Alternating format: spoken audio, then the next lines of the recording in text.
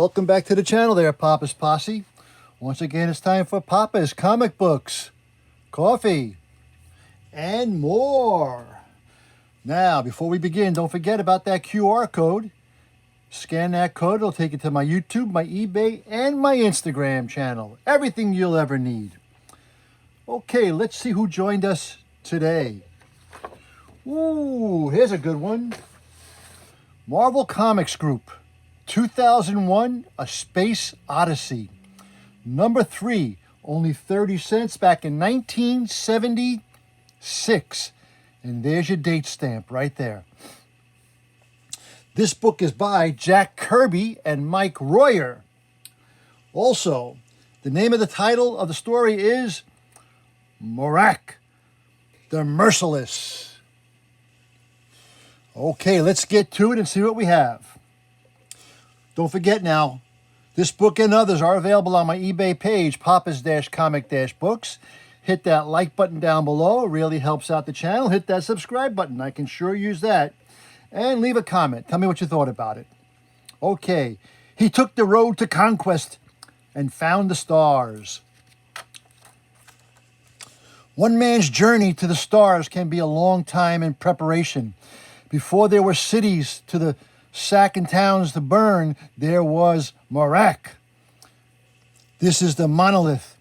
It is there when the stars come to the man. It is there when the man reaches out for the universe. Breach the wall, kill the enemy. We follow where MARAK leads. Wow. It will be 200,000 years before white columns and great structures rise in the Athens, Greece.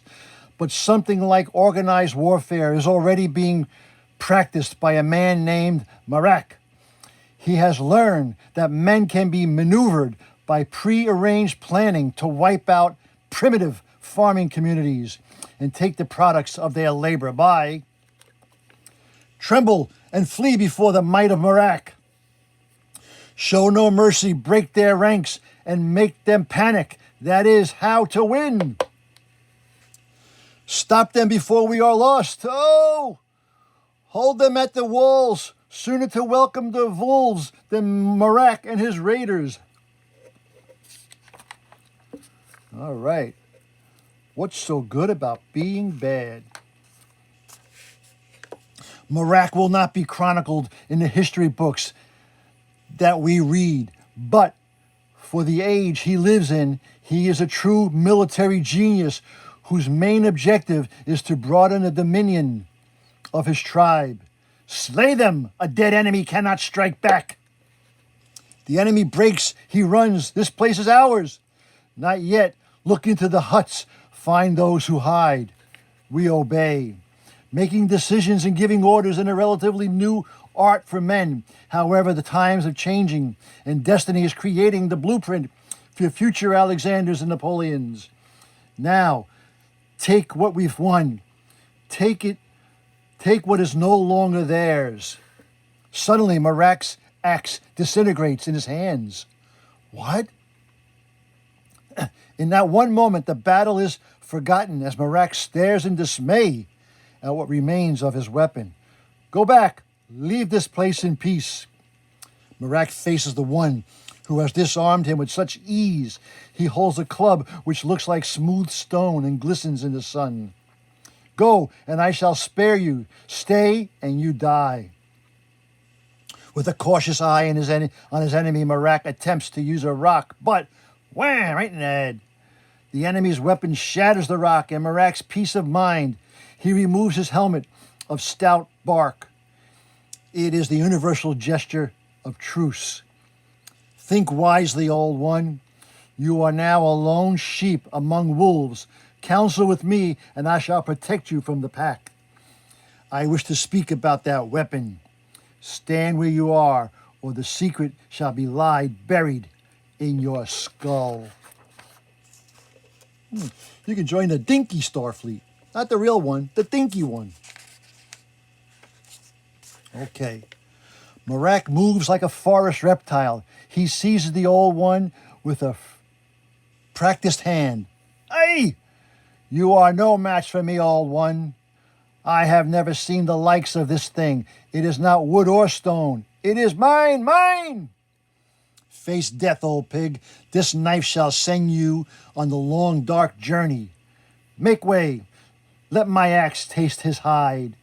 Mad dog, he almost killed MARAK, the chosen one. And I shall kill the one who harms him. Put down your weapons. If you would kill the old one, the secret in his head will be lost to us. I must have those secrets. The old one shall live, but he will live in misery until I know what he knows. Never, I choose to die. This one is rare and strange. Come, be one of us. I shall be your leader. I shall protect you with weapons made like this. You lie, you kill. The old one looks deeply into MARAK's eyes. He suddenly realizes that this foe is no mere bestial marauder. There is an active brain at work. Bestial marauder. There's an active brain at work, that rugged skull. This was a bad way to meet, old one, but met we have. You and I can help each other, do things of wonder. Only the stone that talks would know that the stone itself can decide what this means. MARAK will do anything to humor this old man. He allows him to consult the powerful spirit that resides in a grove beyond the village. He will escape, MARAK. He is too old to outrun us. Let him go to the stone. But this may be a vengeful spirit. He may turn this thing against us, MARAK. Perhaps the spirit can destroy us. Destiny protects us. We are meant to survive all dangers. The old one continues on until he sees the monolith. It is awesome indeed, and it seems to come alive as the old man pauses before it. Hear me, great spirit. I come to you on the very matter of life. Wow, look at all these neat things from Marvel. That's pretty neat, huh? You want an Atlas body in 7 days? Here we go. Okay. From the monolith emanates a sound strange to all earthly creatures.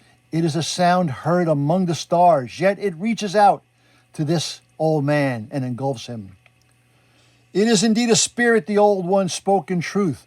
MARAK has followed and joins the confrontation with the alien presence. He is filled with surprise and confusion, but not with fear. You! Somehow his dog's sense of destiny has been reinforced by the sight of this massive stone that hangs above ground without support. MARAK touches it and feels a strong surge of kinship in the contact. This spirit receives us both. Old one, it is an omen. Those of the MARAK's raiders who witness the scene from a respectful distance are caught up in the mystic proceedings. They probe their own thoughts and hearts for its meaning.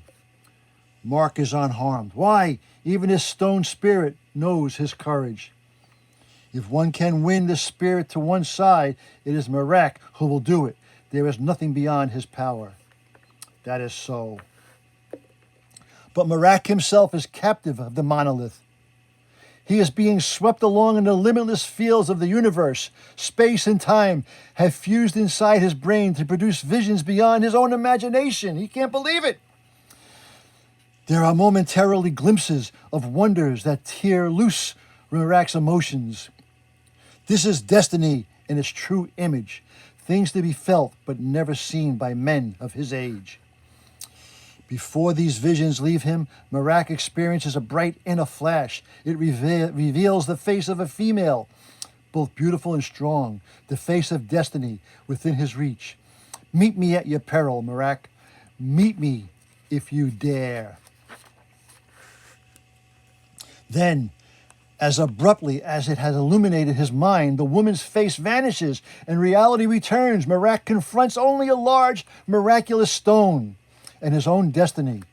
The spirit has spoken to you. It has shown you strange things. It has shown me things that I can not have and things that I can. It has shown me Jalisa. Jalisa? 'Tis a name whispered in fear and evening fires by strangers from distant lands. I too have heard of Jalisa or Jalessa.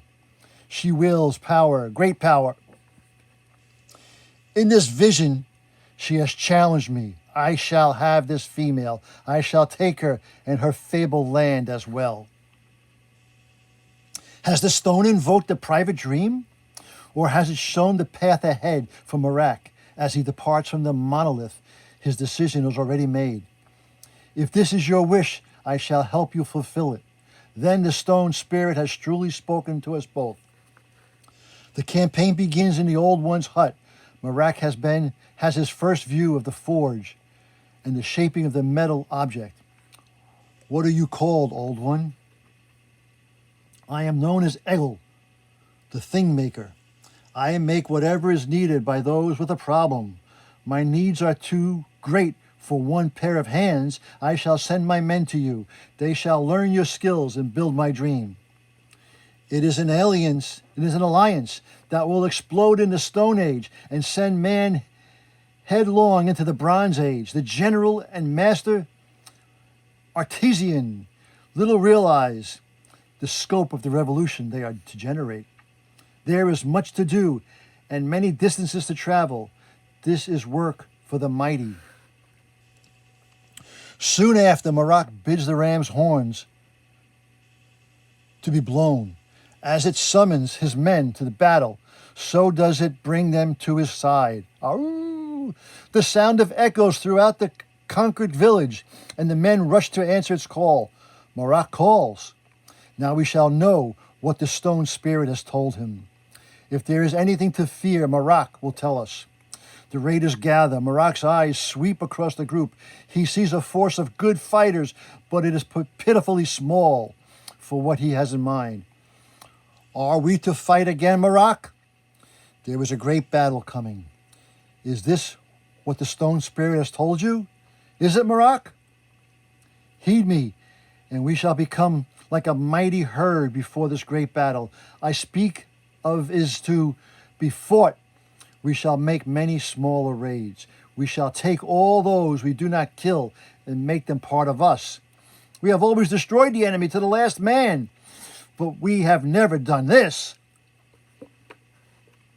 This is our way. This is how we fight. MARAK himself has taught us to do this. This new thought can only have come from the spirit's own spirit. A dead enemy cannot strike back. These are MARAK's own words. They have never failed us. What does Incredible Hulk say about Crazy, the magazine?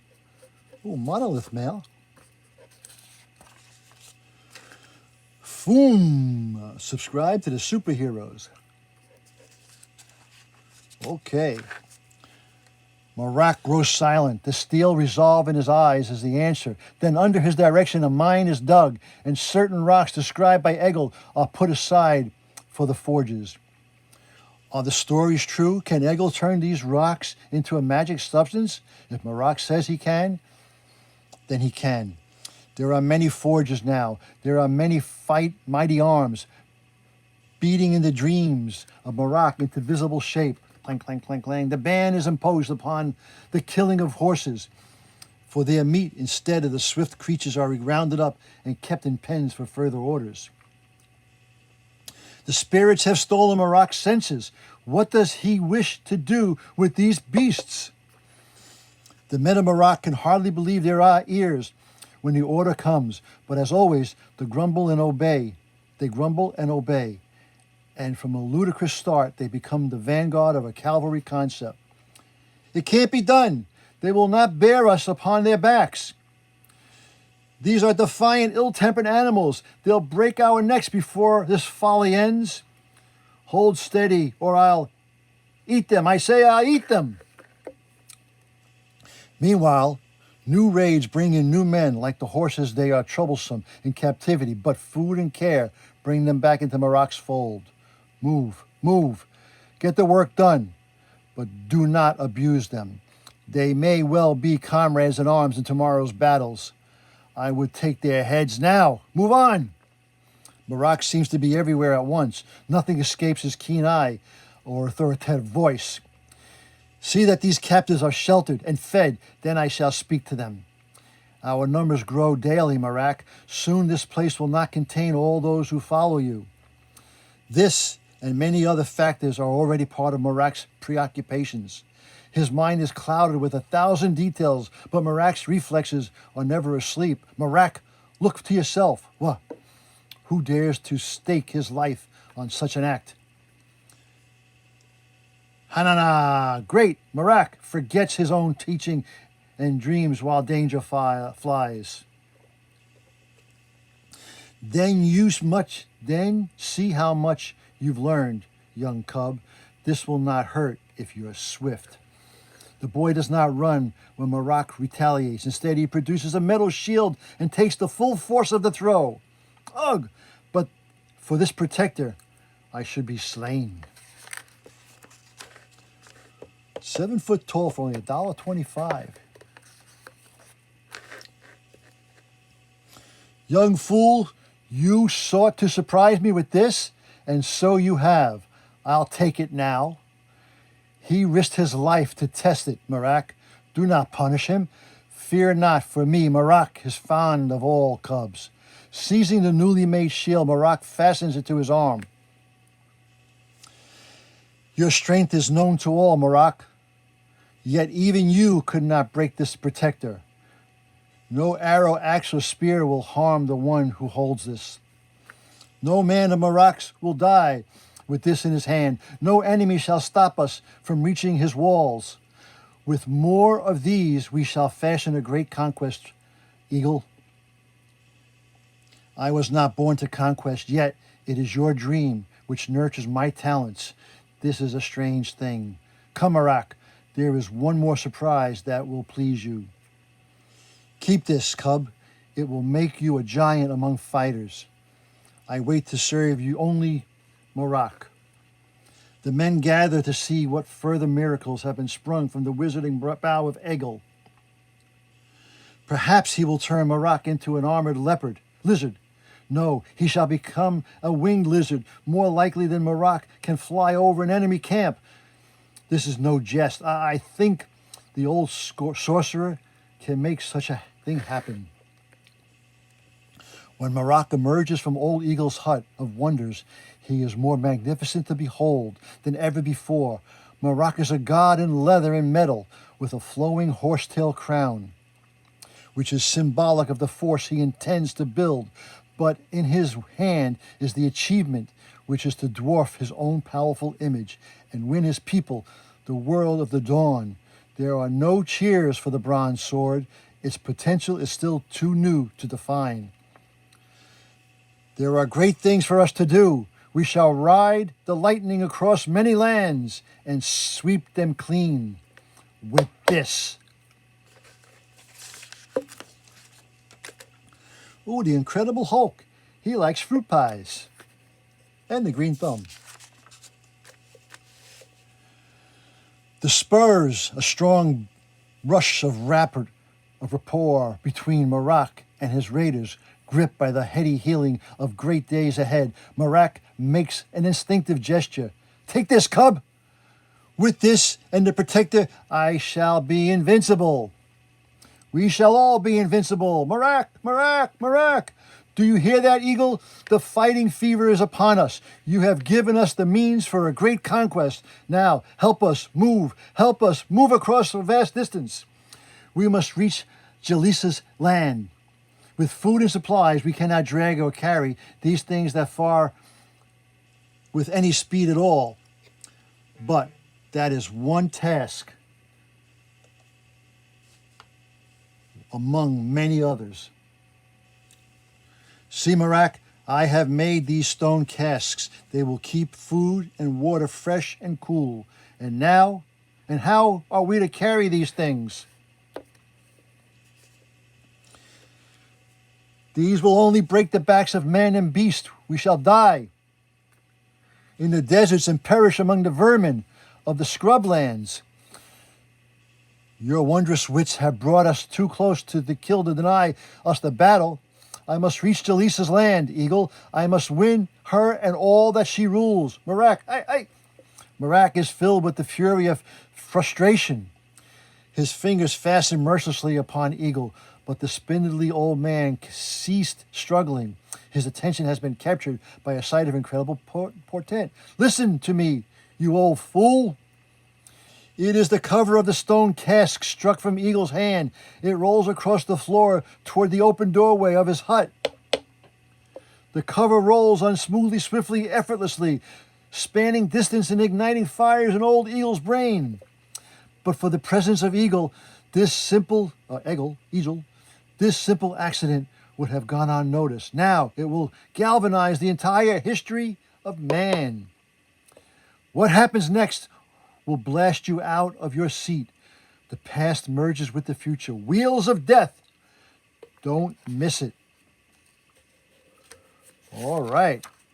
Well, that was Marvel Comics Group 2001, A Space Odyssey.